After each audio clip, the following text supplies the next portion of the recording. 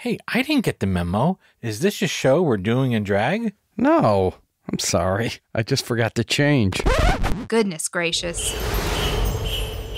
The following podcast contains graphic descriptions of international celebrating and global merrymaking. It may not be suitable for angry or unhappy audience members. Listener discretion is advised. You've been warned. Have you ever seen any of those foreign films? I don't like them.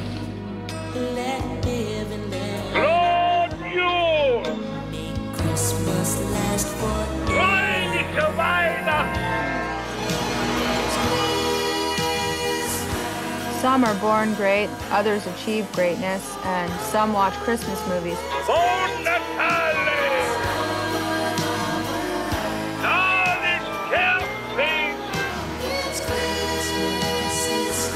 We are Kto Wie and Gran.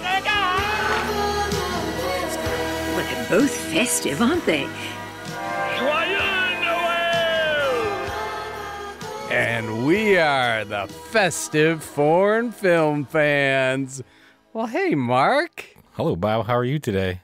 Mark, I am so excited because so many things have happened in your life and I need an update. So first off, and because this is the fan base, they've been, just clamoring.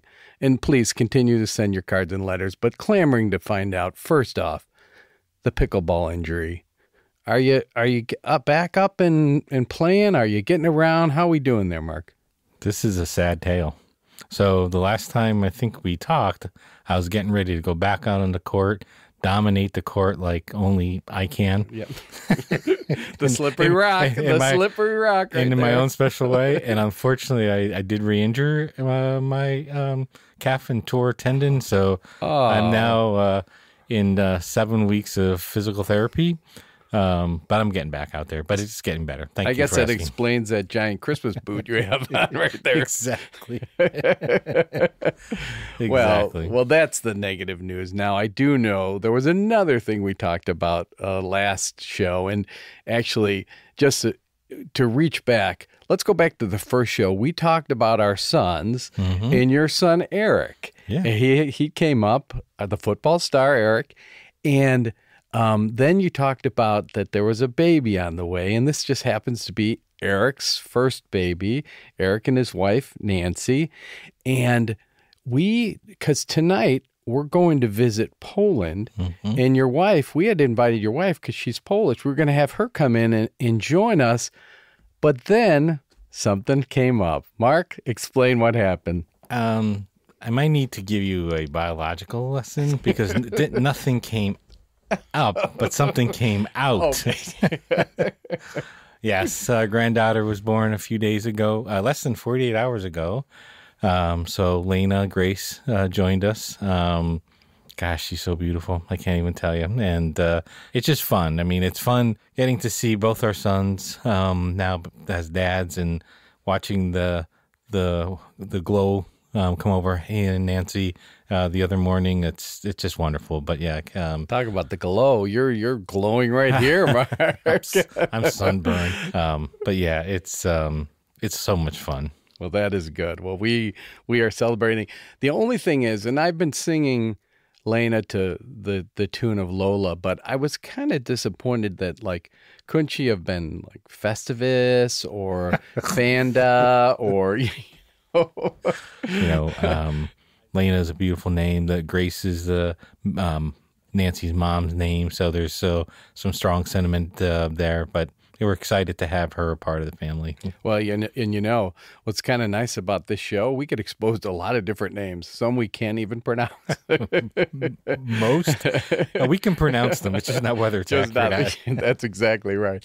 And in fact, you think about it. So we've been at this for a while. I'm sure you're getting recognized when you walk down the street, and people are asking you for your autograph and that. But showing all these movies and visiting these countries, is there anyone that's come up now that you say, you know what, I'd like to visit, I'd like to go there? That'd be kind of a fun place to visit. Good question. I think there's a couple, really, quite honestly, right? I think going to Poland and the Eastern Europe is on our short list of things to do, right? When we retire, I would say that the region that we're going to review tonight and the film, I think is one of my favorite. Oh, that's great. What about you? Well, I was thinking about it. So I've been to Tokyo, that was amazing, in Japan. And we couldn't really travel, I guess, back to, we could go to France, but we couldn't go back to the Middle East area where Aladdin went on. But the one that really struck me, and I've never thought about it, South Korea. Watching it in the tower, I was amazed just how kind of glitzy it was, and and all the different things that seemed to be going on. It seemed like a very happening city. And of course, the whole K-pop thing, how fun that is. And I thought, I've never thought about traveling to South Korea, but that was one I thought, hey, that might be fun to take a stop at. So since you mentioned Poland, that is the country we're going to go to tonight, and we'll get into the movie. But the one thing, Mark, we actually did get some fan mail. Somebody said, hey, really like your review of your movies, but I'd like to know some more things about them. So, typically we cover the movie, but maybe there are facts that we learn about it. I don't think I want to get into how much money it made or things like that, but little trivia type things we might toss in, because I even was thinking of some things like the one tonight, the movie we're going to talk about tonight, has had 5 sequels. 5 sequels. What? That's how popular it was. So let's talk about our movie. Okay. Want to watch a Christmas movie? Christmas movies are our bread and butter. We eat Chinese food and watch Christmas movies. I heard it's the best Christmas movie since Home Alone. So I'm going to do my best here with our Polish names.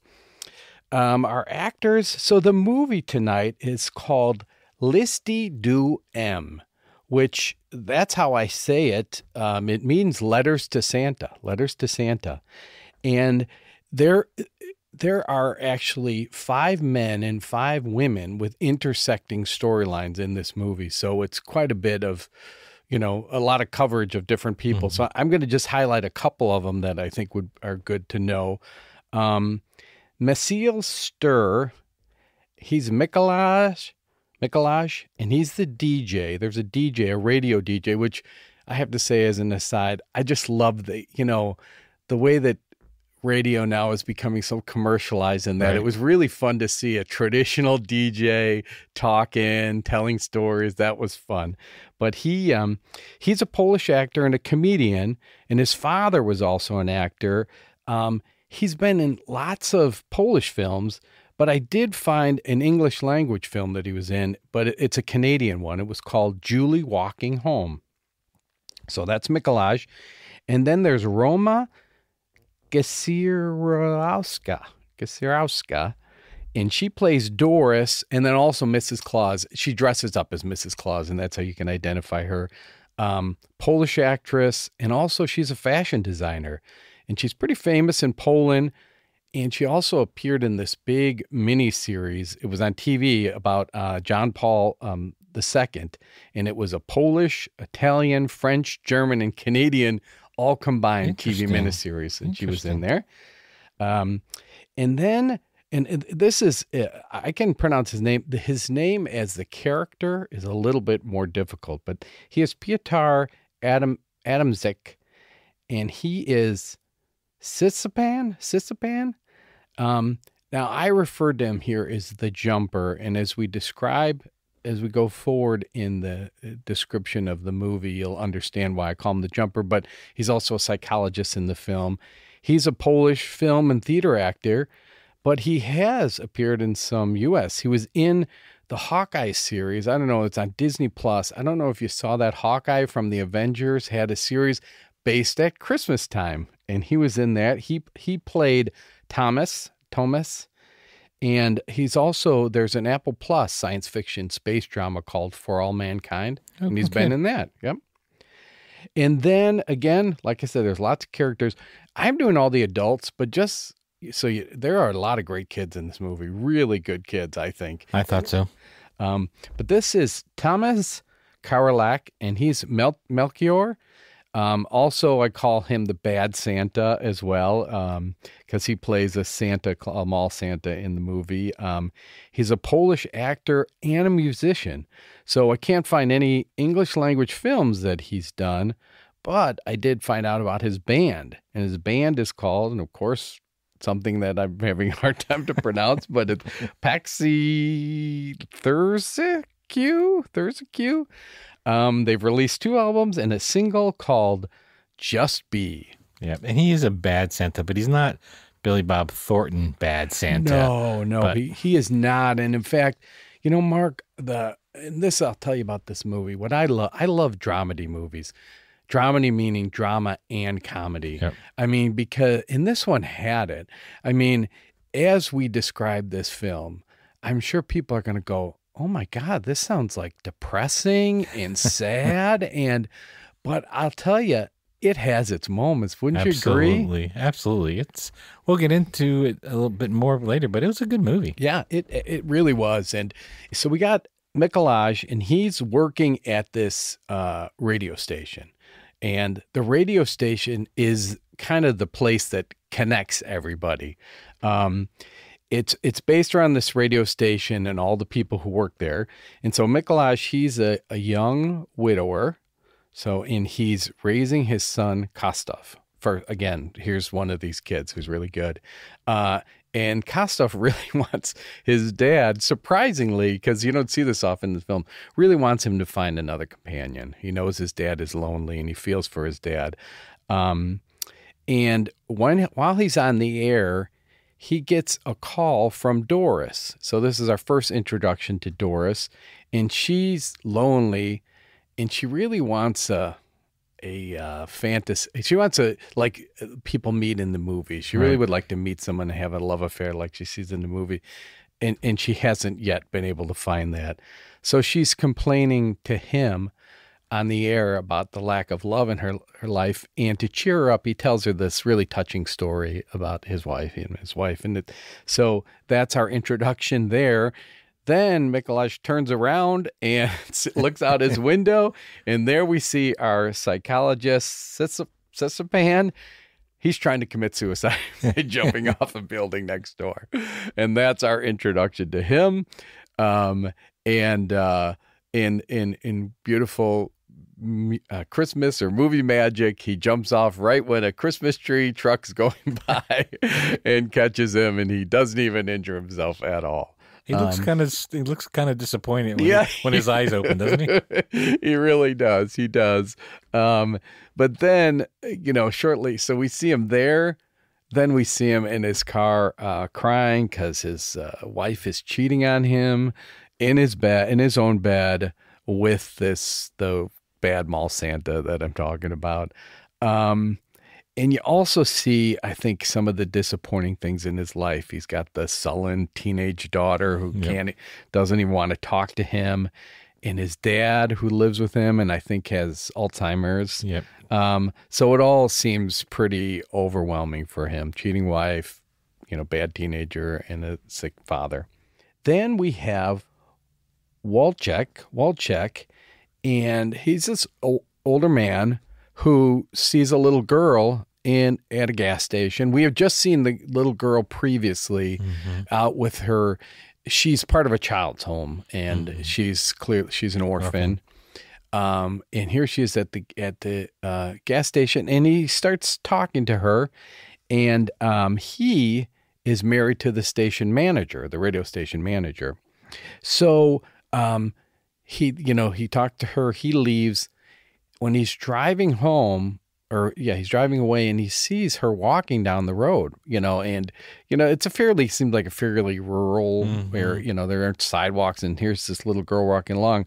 So he, pulls over and says, hey, can I give you a ride, take you, where you're going? And,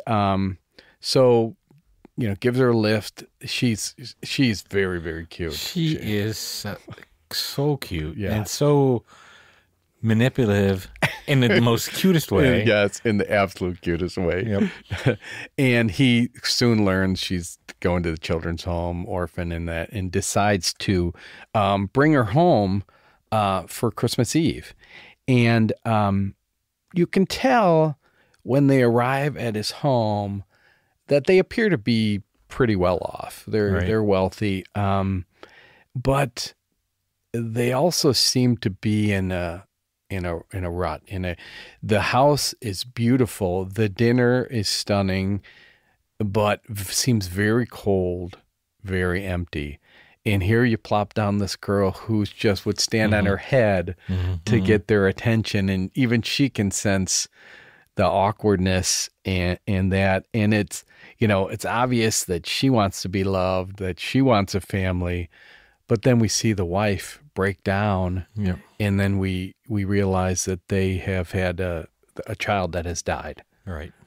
So right away, we've covered all the cheerfulness. We got suicide, dead wife, dead mom. Cheating wife. Yeah. I'm sorry. Where's the cheerful part? Yeah. It's coming, right? It's coming, I promise. Hold on, hang in there. So then we go back to our friend Melchior, the Santa, and again, Doris, who's his helper, and Mrs. Santa. And he gets his phone stolen by another kid who is a rascal, and again, very fun to watch and very see. And so he asks his helper, the unlucky in love, Doris, hey, I need your phone. He's calling the kid, threatening to beat him up. And they're going back and forth. He's telling him how he's going to hurt him and that. And then ultimately, they do meet. The two of them do meet. And it is surprising because of the way the character Melchior has been portrayed as this womanizer, and, he's crude and, threatening to beat up a little kid and all that. They bond. They do. Surprisingly bond. And they go to mass. And then he ends up he takes the kid home and realizes that he has this alcoholic mother asleep on the sofa. Another fine Christmas element. But it's funny. I think they bond because I think the bad Santa is a little bit of a con artist, and I think he sees that in the child, and I think he starts to, I don't know, maybe wonder, maybe I shouldn't be the way I am, and I can help this young guy not be the same way. But that was a part of the movie that I'd say was a surprise. Like, oh, I didn't anticipate that happening between them two. I didn't either. I was really shocked by that. And what you describe, I think, is really true. I think he's looking at this kid and going, I see a bit of myself in you. I see kind of where you're going, and it's probably not a good path, and it brings kind of out the goodness out of him. And he kind of now sees, I want to take this kid under my arm because he needs some help. He's in a bad way. Yep, I agree. And then, as if we haven't had enough, we got Waldy, and he's a successful single businessman. He has this thriving company, and he seems to have women that are willing to throw themselves at him, but he is lonely as well. And he's desperate to find a girl who can come home to meet his parents. He has to bring someone home for Christmas, but he's such a busy businessman that he doesn't have time to date or see a woman. And so that, he calls up to the service, I believe, where Doris and her friend work, like they rent out entertainers and that. Yep. I thought the characters here seem very authentic. And even though you're gonna, in the end, you have all the things that you would find in a Christmas movie. I mean, there's strangers falling in love, and a snowball fight, and a baby being born, and an orphan finding a home, and all of those things. But I don't know why it didn't feel fake to me. It didn't feel forced. These people, I mean, some of them, when you first meet them, you don't necessarily like them. Right. And they're really out there with their imperfections, but you come to see them as people. You do. And you kind of see their motivations and why they are the way that they are. And to your point, this isn't a mini series like we described that goes over several hours. No, you got to do this all rather quickly, and it's kind of amazing without it being really forced. Yep, I agree. I think great character development, and I think the kids, like you mentioned, so many great little child actors, but they just add a little spice to it to make it funny, to make it cute. Because who can resist a cute little kid, even a devious one? And I, there are certain elements that you're like, I'm surprised that you find the movie as charming and as endearing as it is, because how certain things escalate, like the fight between Melchior and the kid and yelling at it.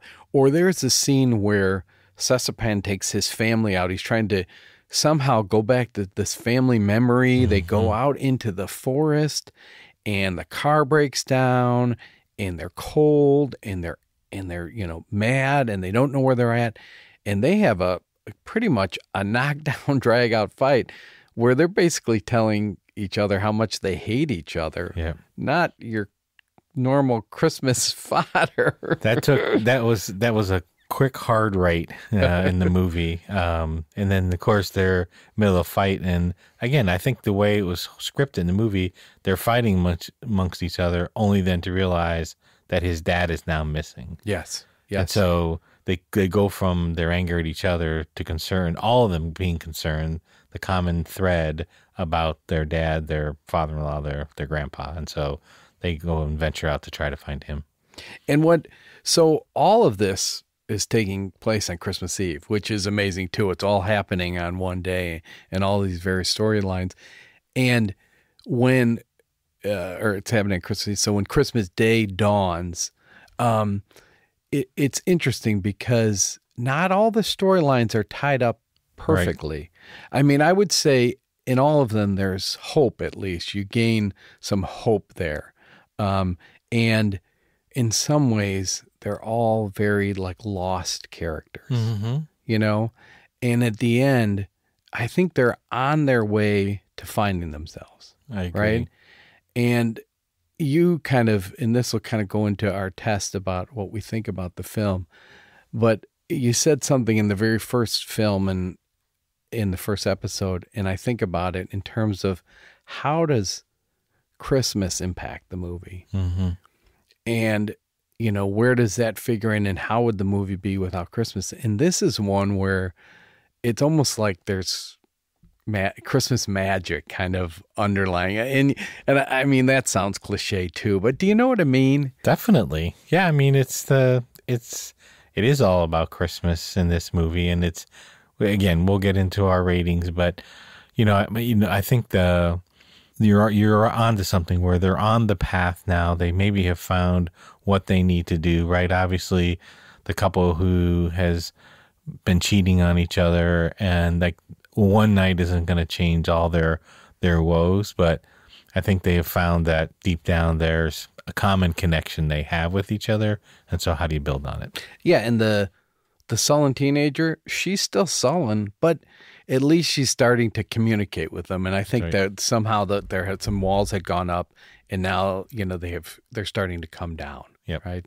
Agreed. So in the end, it leaves you like you've been taught, yes, this was a great investment of time, because I come away with a good feeling for all of them. Yeah, I agree.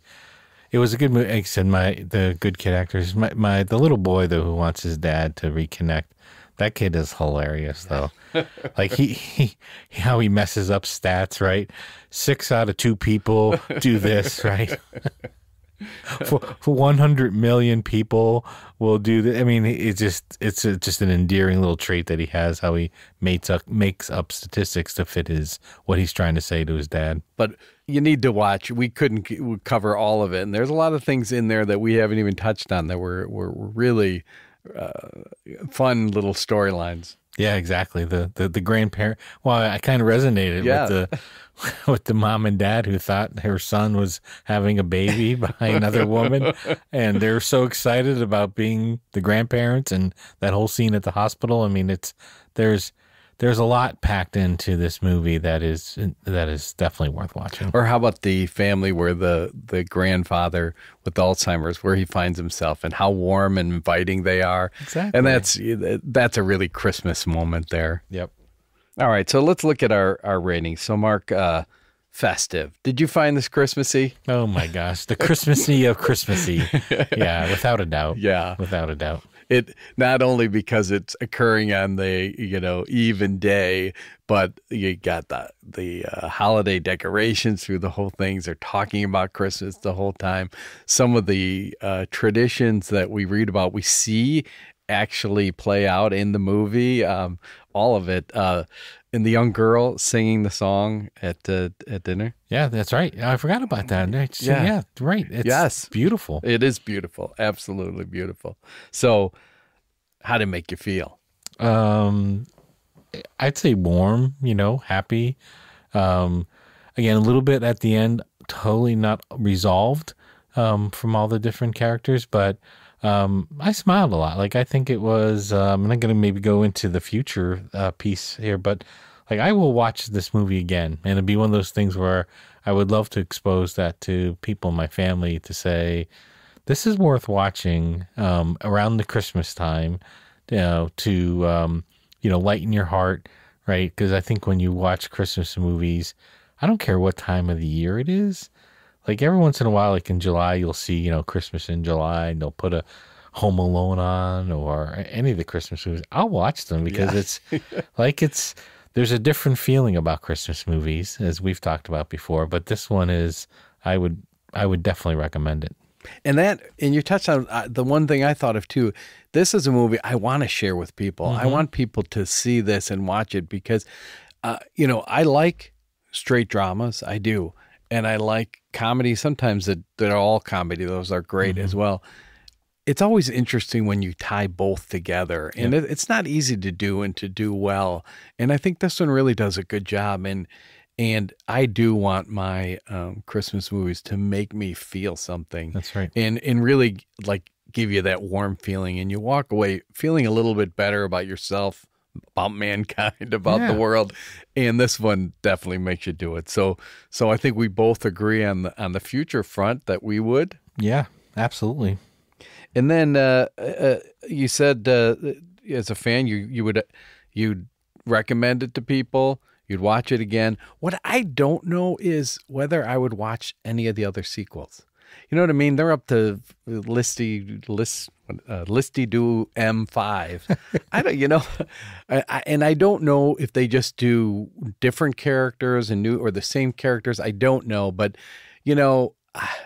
maybe they're done well. I can't say. It just doesn't seem to appeal to me at all to do that. Well, now that you've shared that with me, I may watch maybe at least one more. I would. Well, if they're going to continue to evolve some of the relationships, I might be interested to see where they take them. Maybe they cover all the major holidays.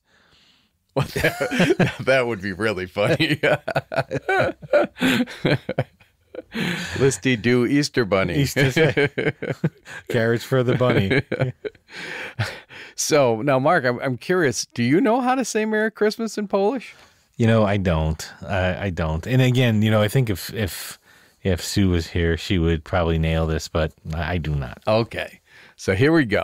I'm going to try this as my best Polish pronunciation. Festivus Fania. Festivus Fania. Merry Christmas. Thank you. Festivus Fania. I'm going to go home. I'm going to say that and see what Sue reacts. She'll probably slap you. Probably. So let's talk about some of these Christmas customs in Poland. One of the things that's really amazing is if you look, they will take the country of Poland and divide it up into different regions based upon who the children thinks deliver the Christmas presents. So it's not necessarily Santa Claus, but you do have Santa Claus in certain places. You have Starman, you have Baby Jesus, you have Little Star, you have Little Angel, and Grandfather Frost. So that's by region in Poland. Yes. Yep. Different areas that they just. Now, I would suspect Grandfather Frost is Russian. So that's probably the areas closest to Russia.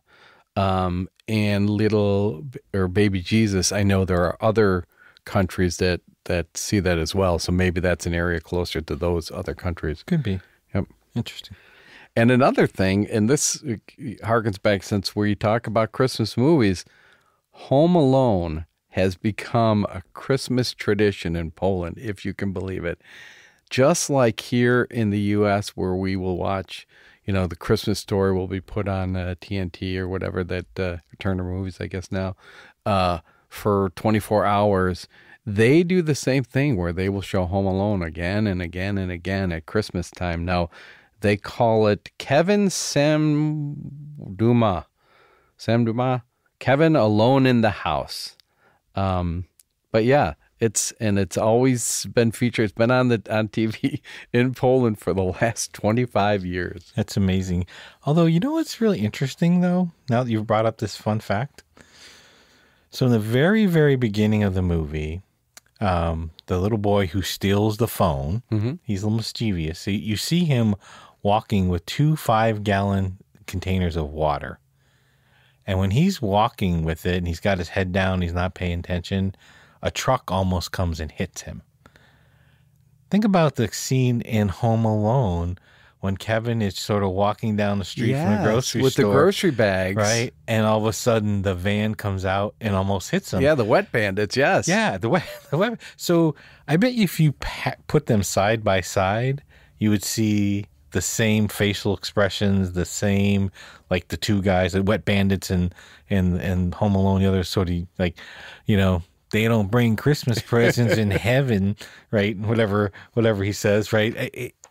We should watch that in the beginning. I wonder if that's like a little nod, an Easter egg or whatever, like to Home Alone. That's because now that you say it, and now that I think of the scene in the movie, I'm like, you are right. It's set up exactly the same way. Well, the other tradition is, so it's big, and this may be true with you at home, but Christmas Eve is the big night in Poland. It's Wigilia, which is Christmas Eve. They have the big meal on Christmas Eve. And for some, not all families, but there is a tradition that you don't eat until you see the first star in the sky, and that is supposed to correspond and represent the Star of Bethlehem. So everybody is excited and waiting to see that first star appear. 12 dishes are traditionally served on Christmas Eve, all of them meatless, and to symbolize the 12 apostles of Jesus. Now, this is where, and you saw some of this in the movie where the wealthy couple was sitting down with the daughter. There was the reason why they had a chair there in a setting for her is that oftentimes you'll have an extra chair setting at the table. Now, I don't know. I've heard two things. I've heard it's there in case Jesus shows up, or it's there in case a guest, and you always welcome a guest in. Right. I too have heard both. Yeah. So, and the dinner begins with the breaking of a Christmas wafer known as the opletek. And what I thought was so interesting is not only do you share it with people there, but you tend to give it to your pets too. Yeah. It's actually called oplatki. Oh, that's how you say oplatki. Is and I got introduced this when I was fortunate enough to get married into Sue's family. The first Christmas Eve I went, which really worked out great because her family celebrated Christmas Eve, my family was Christmas Day.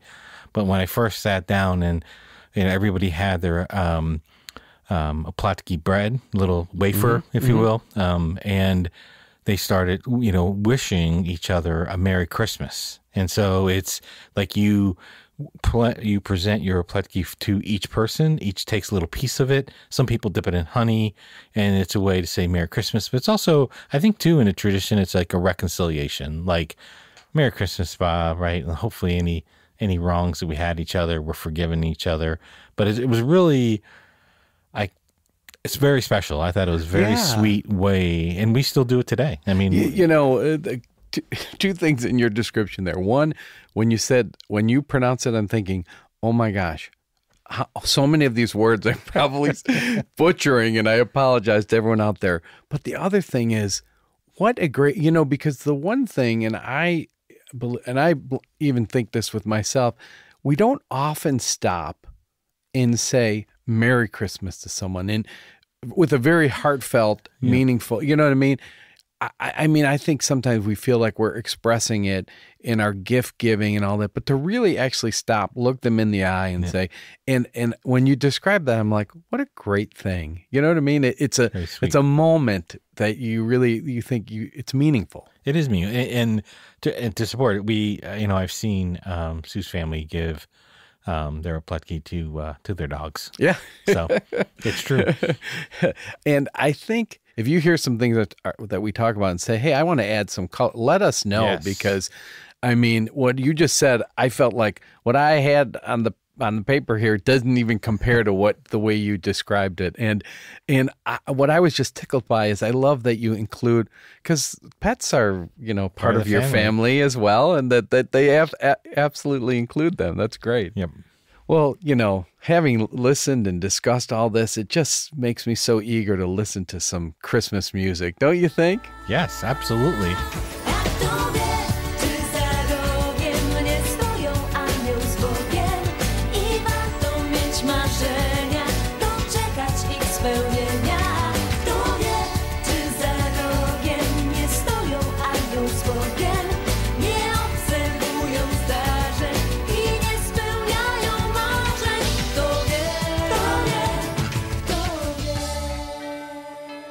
So, Mark, what I loved learning about the Poles is they love their Christmas music. Mm-hmm. They like caroling. They often carol at the dinner table. They sing songs, that's great. That's one of those traditions I wish that Americans could adopt. But so carols have been huge for them for hundreds of years, and clearly this one is not a traditional one. We could have gone with a traditional one, and there was one that actually almost became the Polish national anthem, a Christmas song. But I thought let's try a little modern one, because this one is one of the few modern songs that have risen and been accepted by the Polish community, and they, in fact, they kind of like to refer to it as this is like their Mariah Carey, All I Want for Christmas Is You, this one. It's by this band, Kto, which is a girls group, and it was founded in 1993. They met just kind of like we were talking about with the K-pop girls. They met on a show in a musical called Metro. They all met. They had a string of successes, put songs out.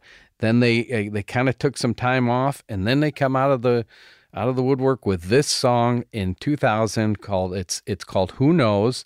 It's Kto Wie. Kto Wie is the way you say it in Polish, and some people say, hey, it kind of sounds like the Spice Girls, but I don't know. All I know is I looked at the lyrics, and one of the things they say are, who knows if there is an angel with God around the corner. So that's sweet. That's very nice. Yeah. So here's our question. What are your favorite ethnic foods or desserts at the holiday? That's a really good. So, you talked about earlier in the giving the facts about, or some background about the Polish traditions, I was hoping can you name the 12 foods they have?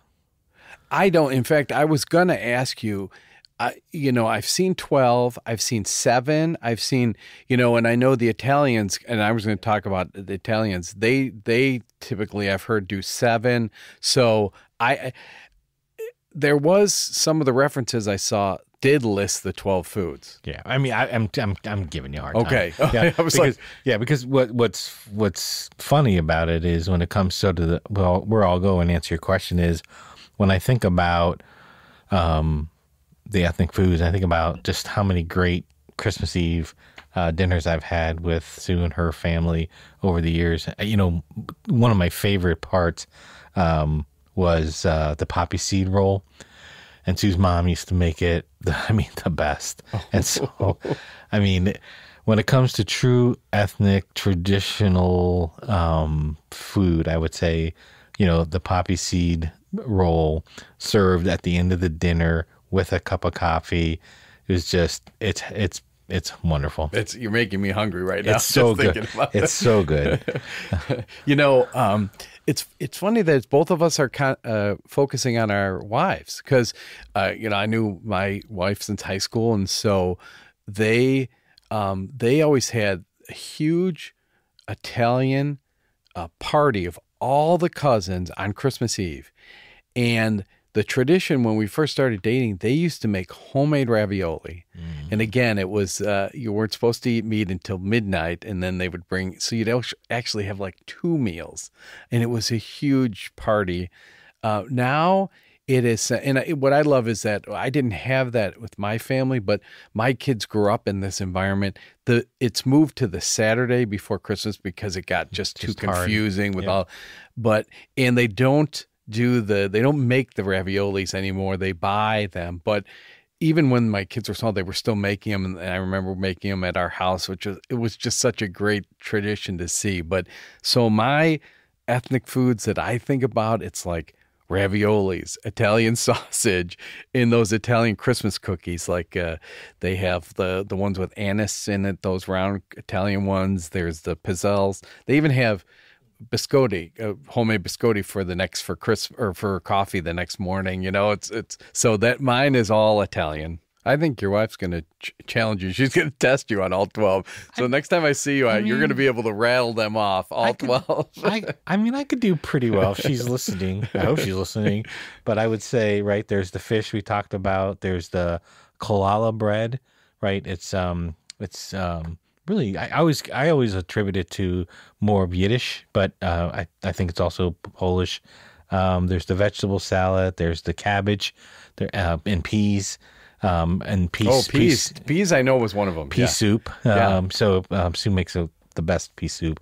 I think there was a cheesecake also in there. So I give up. I think I got 7 or 8 of them. But all I know is you've made me incredibly hungry. So we're going to head out to go get ourselves something to eat, something hearty, and probably about 12 dishes, I think. Awesome. But before we go, I do have a quote for you. Okay. And Mark, this quote is from Karu Pepperitz, and it is, "I travel to be replenished with beauty, for travel makes the beauty of this world seem like a Christmas that never ends." I like that. Beauty of the world. Yeah, and we're traveling all over the world with reviewing all these movies. Yes, we are. So we're beautiful. And actually, you're glowing. Thank you, Bob. Thanks, Mark. Actually, we're done. Done. It's over. It's over. It's over. Kaput. Finito. It's over. It's over. It's over. This has been a Waysound Studio production. And sound engineering on our show is by Jake Fontana.